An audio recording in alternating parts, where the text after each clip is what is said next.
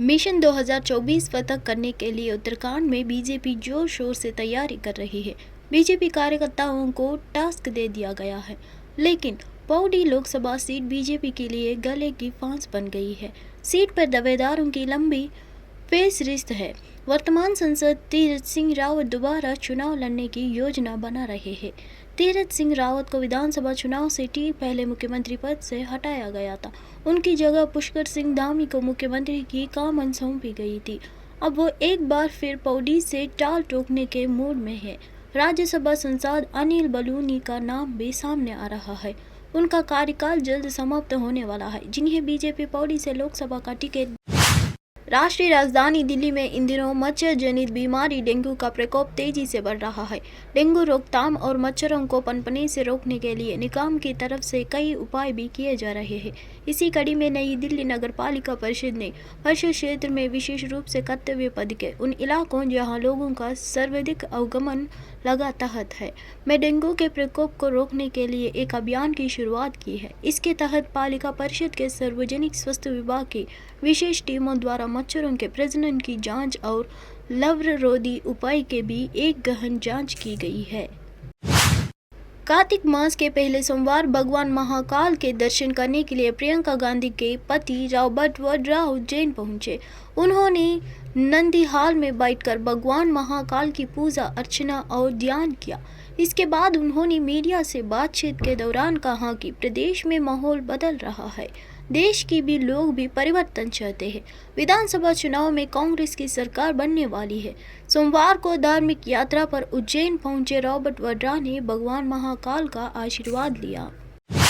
मुख्यमंत्री वाईएस जगनमोहन रेड्डी, जिन्होंने विजयनगरम में ट्रेन दुर्घटना की घटना के बारे में जानकर दुख व्यक्त किया, आज घटनास्थल पर जाएंगे। वे विशेष विमान से विशाखापट्टनम पहुंचेंगे।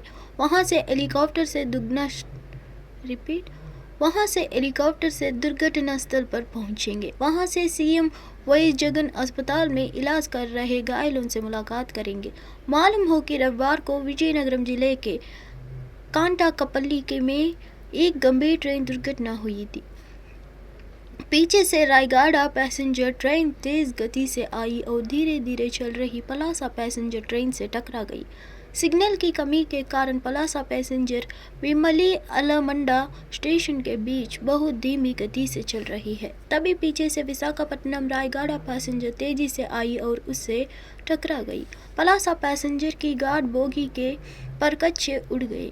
उसके आगे की 2 बोगियां पलट गई और दूसरे ट्रक पर कोयला लदी मालगाड़ी के इंजन से टकराकर उसे कुचल दिया।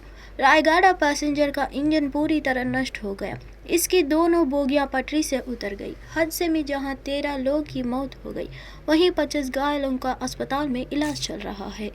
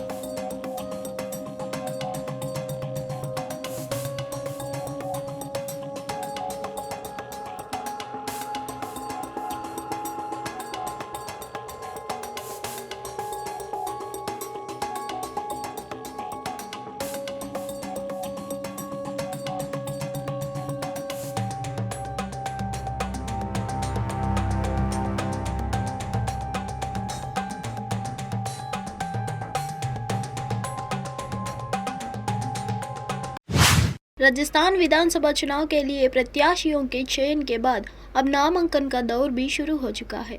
ऐसे में पूर्व मुख्यमंत्री और भारतीय जनता पार्टी के फायर ब्रांड नेता वसुंधरा राजे 4 नवंबर को जलावन में अपना नामांकन पर्चा दाखिल करेगी। मिली जानकारी के अनुसार केंद्रीय नेतृत्व की ओर से अमित शाह या जेपी नड्डा में कोई एक नेता नामांकन कार्यक्रम में शामिल होंगे। साथ ही नामांकन के बाद एक बड़ी रैली का आयोजन भी किया जाएगा।